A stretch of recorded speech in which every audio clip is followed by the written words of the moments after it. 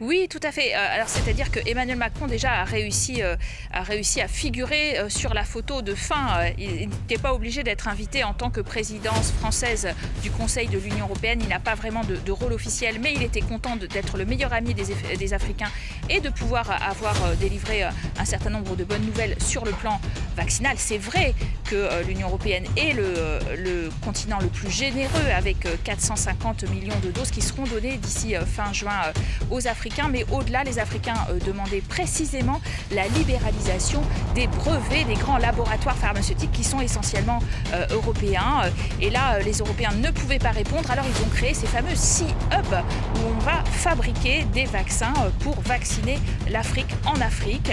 Le président Macron a aussi réussi à convaincre les Africains qu'en se remettant à la table, on avait changé de méthodologie cette fois-ci.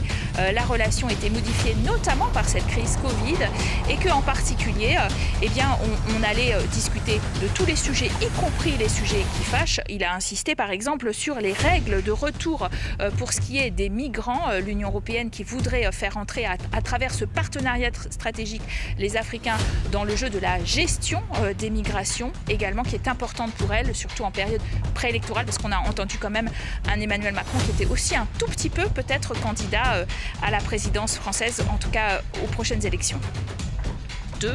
Et donc les anciennes puissances coloniales et l'Union européenne à 27 s'est détournée de ce continent un peu trop longtemps et maintenant on regarde à nouveau dans cette direction. Il y a aussi la question évidemment qui a été soulevée tout au long de la suspension de l'opération française au Mali et de l'opération européenne Takuba qui inquiète beaucoup parce qu'il y a aussi eu beaucoup d'investissements, d'abord français